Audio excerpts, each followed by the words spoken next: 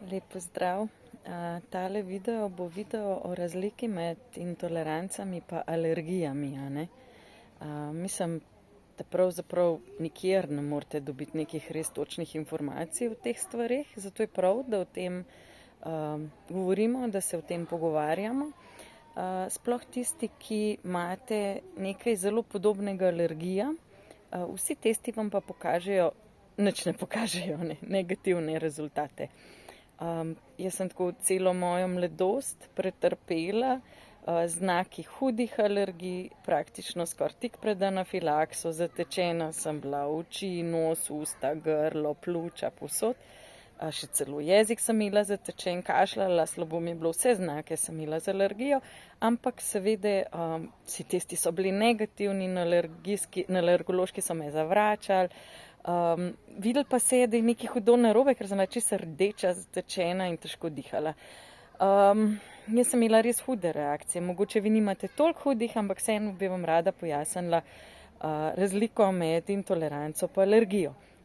Jaz sem celo življenje mislila, ker sem tako pač prebrala v raznih časopisih, tudi v zdravniških krogih se je govorilo, da intoleranca je nekaj, da si ti malo manj toleranten. Tako se je slišalo. Jaz sem dejansko mislila, da gre to za manj hudo alergijo. Tako prepričana sem bila v to, ampak temu ni tako. Niti slučajno ni tako. Vam bom razložila na primeru. Pri alergiji gre za reakcijo na nek alergen, se pravi telo tako odreagira, sproži histamin in vi imate pač take znake, kot sem jih jaz prej opisala. Ker vaše telo zelo hudo reagira na neko snov.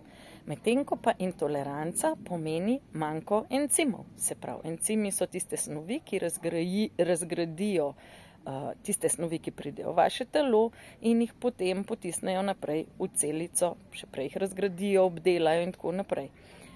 In če imate vi manko encima za sladkor, boste rekli glukozna intoleranca, fruktozna, potem veste, da imate sladkorno bolezen in veste, da je to smrtna bolezen lahko, če si jo ne zdravite, če ne skrbite za vas sladkor, ker vas sladkor ostaja v velikih kristalih v žilah, poškoduje žilo, lahko oslabite, lahko vam poškoduje toliko tkiva, da nekateri morajo celo noge odrezati, če ne skrbijo zase, pa če ne zdravijo teh stvari, se pravi. To je sladkorna, Če imate intoleranco na gluten, veste, da imate celiakijo, ker nimate encima za presnavljati gluten. Če imate laktozno intoleranco, veste, da nimate encima za presnavljati laktozo. Se pravi, teh stvari ne smete jesti, ne smete jim blizu priti, ker če ne imate reakcijo. Ampak medicina pa trdi, ker vseh ostalih encimov ni proučila, da če imate pa katerokoli drugo intoleranco, da to pa ni nič. Pravzaprav nič tako zelo hudega, potolažite se, živite s tem, ne sekirite se. Jaz nisem prepričana, da je to toliko nedolžna stvar.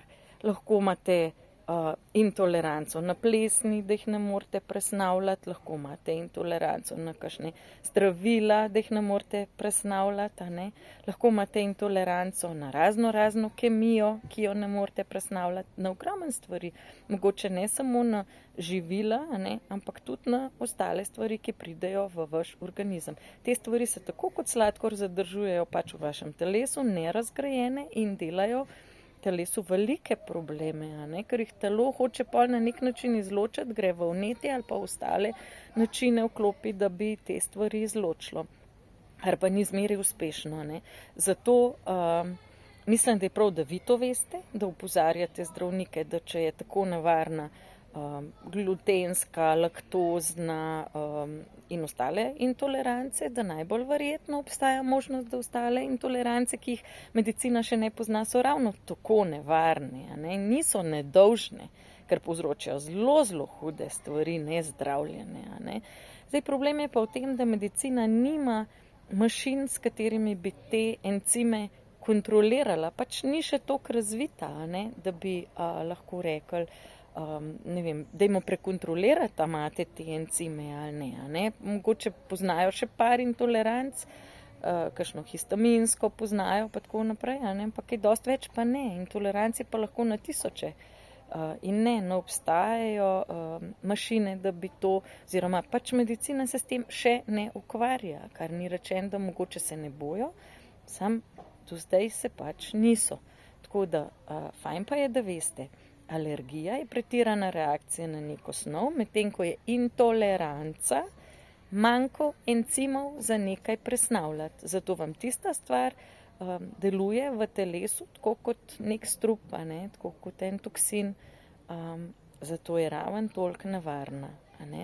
To morate vedeti, zato da boste lažje poskrbeli za sebe. Če ste opazili nekaj takega, kjer so vaši testi za alergijo negativni, kar je logično, da so negativni, ker alergije pa intolerance so dve čist različne stvari, in ima tudi ime intoleranca neprimerno ime, mogli bi se imenovati encimski manko, ne pa neka slaba toleranca.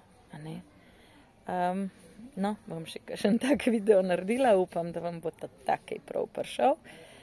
Lepo se majte.